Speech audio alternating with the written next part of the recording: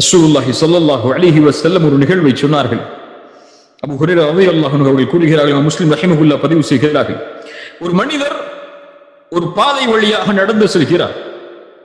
வானத்தில் இருந்து ஒரு சப்தம், இஸ்கி ஹதீகத ஃபுலான், இந்த மனிதருடைய செல்வ தோட்டத்தில் சென்று மழையை பொழி என்று. அல்லாஹ் ரப்புல் ஆலமீன் சிலரின் செயல்களை இந்த உலகத்திற்கு அல்லாஹ் எடுத்து காட்டுவான். அந்த செயல் சிறியதாகத்தான் இருக்கும், ஆனால் உலகம் அழியும் வரை உள்ள சமூகம் அந்த செயலை அறிந்து கொள்ள வேண்டும் என்பதற்காக சில மனிதர்களின் மூலமாக அல்லாஹ் வெளிப்படுத்துவான். அப்படிப்பட்ட செயல் இது. அந்த தோட்டத்தில் சென்று மழையை பொழி என்று ஒரு சப்தம் கேட்கிறது.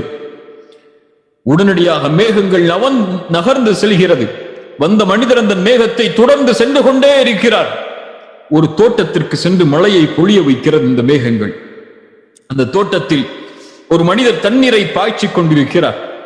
அவர் கேட்டார், அந்த தோட்டத்தை வந்தடைந்த அந்த மேகத்தை பின்தொடர்ந்து சென்ற அந்த நபர் அந்த மனிதரை பார்த்து, நீங்கள் யார், உங்களுடைய பெயர் என்ன? அவர் ஒரு பெயரை சொன்னார். அந்த பெயரை சொன்னவுடன் அவர்கள் சொன்னார்கள், ஓ நீங்கள் தானா, மேகத்திலிருந்து அழைப்பு வந்த பெயர் உங்களுடைய பெயர் தானா? அப்போது கேட்டார்கள், இப்படிப்பட்ட சிறப்பை நீங்கள் பெறுவதற்கு நீங்கள் செய்யக்கூடிய காரியம் என்ன? உங்களுடைய பெயரை கூறி மழை பொழிகிறது, உங்களுடைய தோட்டத்திற்கு மட்டும் மழை வருகிறது, அதனுடைய காரணம் என்ன என்று கேட்டார்கள். அவர் சொன்னார், அப்படி நீங்கள் சொல்வதெல்லாம் உண்மையாக இருந்தால் என்னுடைய இந்த செயலாக இருக்கலாம். இந்த தோட்டத்தின் மூலமாகத்தான் எனக்கு வருமானம் வருகிறது. வருகின்ற வருமானத்தில் 3 பங்காக நான் அதை ஆக்குகிறேன். நல்லா கவனிங்க, 3 பங்காக அதை ஆக்கி, முதல்ல அவர் சொல்லக்கூடிய வார்த்தை, அந்த செல்வத்தில் 1 பங்கை அல்லாஹ்வுடைய பாதைக்காக கொடுத்து விடுகிறேன். முதல்ல அவர் செய்யக்கூடிய செயல், அல்லாஹ் கொடுத்த அந்த வருமானத்தில் இருந்து முதல் பங்கை ஏழைகளுக்கு கொடுத்து விடுகிறேன். 2வது பங்கை நானும் என் குடும்பத்தார்களும் பயன்படுத்துகிறோம். 3வது பங்கை மீண்டும் அதே விவசாயத்திற்கு நான் செலவழிக்கிறேன். அல்லாஹு அக்பர். இந்த செயலைத்தான் நான் செய்கிறேன் என்று அந்த மனிதர் சொன்னார். நம்முடைய செல்வத்தில் மாதவாதம் வருமானம் வரும்போதோ, நிறுவனத்துடைய கணக்கை பார்க்கும் போதோ நாம் செய்வதென்ன? நம்மில் பலர் செய்வதென்ன? சேலரி வந்துருச்சுன்னா முதல்ல கிரெடிட் கார்டு பேமெண்ட் எல்லாம் என்னென்ன இருக்குது, அல்லது யாருக்கெல்லாம் நம்ம காசு கொடுக்கணும், என்னென்ன பொருளா இந்த மாசத்துல வாங்கணும் லிஸ்ட போடுவோம். இப்படியா இல்லையா? மனைவிக்கு என்ன வாங்கணும், தனக்கு என்ன வாங்கணும், எந்தெந்த பொருள் வீட்டுக்கு வரணும், எதை வச்சு நம்ம வீட்டை அலங்கரிக்கணும், எதை வச்சு நம்ம காரை அலங்கரிக்கணும் சொல்லி லிஸ்ட் போட்டுட்டு இருப்போம். ஆனா முக்மீனான இந்த மனிதர் செய்யக்கூடியவர் பெரிய செல்வந்தர் ஒன்றும் இல்லை, ஒரு ஏழ்மையான ஒரு விவசாயி. அவர் செய்யக்கூடிய முதல் செயல், அல்லாஹ் எனக்கு கொடுத்தது அவனுடைய பங்கில் கொடுப்பதற்காக, அதனால் முதல் பங்கு என் செல்வத்தில் ஏழைகளுக்கு, 2வது பங்கு எனக்கும் என் குடும்பத்தார்களுக்கும், 3வது பங்கு அதே வியாபாரத்திற்கு என்று செய்ததால் அல்லாஹ் என்ன செய்தான்? இவனுக்கு மறுமையில் அல்லாஹ் சொர்க்கத்தை வைத்திருக்கிறான். அதுவெல்லாம் சரி, நான் பண்ண அந்த காசுக்கு அல்லாஹ் எனக்கு என்ன கொடுக்க போறார்? அல்லாஹ் கொடுத்தான், அவரே அறியாமல் அவருடைய தோட்டத்தில் மட்டும் மழை பெய்தால் இன்னும் விவசாயம் செழிக்கும், விவசாயம் செழித்தால் இன்னும் வருமானம் வரும், இன்னும் வருமானம் வந்தாலும் அவர் ஏழைகளுக்கு கொடுப்பார், தனக்கு செலவழிப்பார், தன்னுடைய வியாபாரத்திற்கு செலவழிப்பார், இன்னும் வருமானம் வரும், ஏழைகளுக்கு கொடுப்பார், தனக்கு செலவழிப்பார், வியாபாரத்தில் முதலீடு செய்வார். அல்லாஹ் அக்பர். இந்த பங்கை ஒரு முஸ்லிம் செய்ய வேண்டும் என்பதற்காகத்தான் எங்கோ நடந்த ஒரு செயலை யார் மூலமாகவோ செவியேற்க செய்து அதை வஹியாக ரசூலுக்கு கொடுத்து, ரசூல் அவர்கள் எமக்கு அந்த செய்தியை கூறி, உலகம் அழியும் வரை இந்த சமூகம் இந்த செயலை பின்பற்ற வேண்டும் என்பதற்காக இந்த நபிமொழியை அல்லாஹ்வுடைய தூதர் ஸல்லல்லாஹு அலைஹி வஸல்லம் எமக்கு பகிர்ந்திருக்கிறார்கள். இதை செயல்படுத்தக்கூடிய முஸ்லிம்கள் எம்மில் துணை பேர். இன்னைக்கு முடிவெடுப்போம், நான் முடிவெடுக்கிறேன், நீங்க முடிவெடுங்க. அல்லாஹ் எனக்கு எந்த செல்வத்தை கொடுத்தாலும், எதை ஒன்றை அல்லாஹ் எனக்கு கொடுத்தாலும், எதை நான் செய்தாலும், முதலில் ஏழைகளுக்கு, என்னை சுற்றி வாழக்கூடியவர்களுக்கு முதலில் அந்த பங்கு உண்டு. ஹோட்டலுக்கு போறீங்க, ஒரு 10 பேர் போறீங்க, 10 பேருக்கு நீங்க ஆர்டர் பண்ணி வசதியா சாப்பிடுறீங்க. முதல்ல ஒரு முஃமின் செய்வது, ஒரு ஏழைக்கும் நம்ம சாப்பாடை இதே மாதிரி ஆர்டர் பண்ணி கொடுத்துருவோன்னு நியத்தை வச்சு எல்லா ஆர்டரையும் சொல்லிட்டு ஒரு பார்சல் பண்ணிருங்கன்னு சொல்லுவான். அந்த சாப்பாடு முடிச்ச உடனே யாரு முதல்ல காசு கொடுக்கணும்னு சொல்லி சண்டை போடுறோம்ல, அந்த சாப்பாட்டை முடிச்சுட்டு வெளியே வந்தோன்னு ஒரு ஏழை கேட்பாரு, நீ கூட சொல்லி இன்னொருத்தர கையை காட்டுவோம். உண்மையா இல்லையா? இதெல்லாம் நம்முடைய வாழ்வில் நாம் பார்க்கக்கூடிய அன்றாட செயல். ஒரு முஸ்லிமுடைய வாழ்க்கை ஒட்டுமொத்த சமூகத்தில் வாழக்கூடிய மனிதனுக்கும் பலனுள்ள வாழ்க்கையாகத்தான் இருக்கும். சதக்கா என்பது முஸ்லிம்களுக்கு முஸ்லிம்கள் செய்வது மட்டுமல்ல, சதக்கா என்பது ஒரு முஸ்லிம் மனித இனத்திற்கு செய்வது. அது செல்வமாக இருந்தாலும் சரி, அது ஒரு ஆடையாக இருந்தாலும் சரி, அல்லது ஒரு நிலைமையை உயர்த்துவதாக இருந்தாலும் சரி, ஒரு வார்த்தையை பேசுவதாக இருந்தாலும் சரி, ஒரு புன்சிரிப்பை கவலையில் இருக்கக்கூடிய ஒரு முகத்தில் தோற்றுவிப்பதாக இருந்தாலும் சரி, இதுவெல்லாம் சதக்காதான். இது எல்லாவற்றையும் செய்து கொண்டே தன்னுடைய வாழ்வையும் நகர்த்தி கொண்டே இருப்பான் ஒரு முஸ்லிம். பிறரை மகிழ்விப்பதால், பிறருக்கு கொடுப்பதால், பிறரையும் தன்னுடைய வாழ்வில் இணைத்துக் கொள்வதால் அல்லாஹ் அவனுக்கு கொடுத்து கொண்டே இருப்பான்.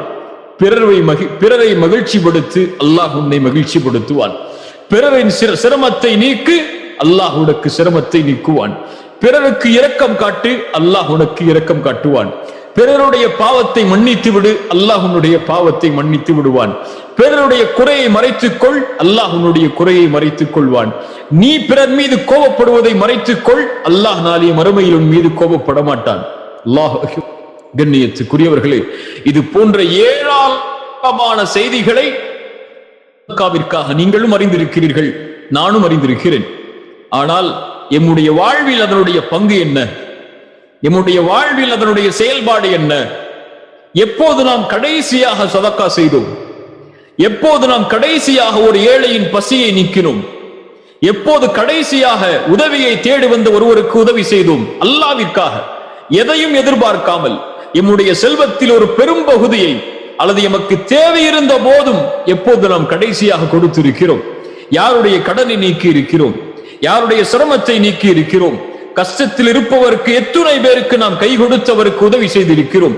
இது எதுவும் எம்மிடத்திலே கொடுப்பதற்கு இல்லை என்றாலும், எந்த சகோதரன் சிரமத்தில் இருக்கும் போது அவனை அழைத்து அருகில் உட்கார வைத்து, கவலைப்படாதே சகோதரனே, நான் இருக்கிறேன், நாங்கள் இருக்கிறோம், நாங்கள் உங்களை நிச்சயமாக கைவிட்டு விட மாட்டோம் என்ற ஆறுதல் வார்த்தைகளையாவது சொல்லி இருக்கிறோம்.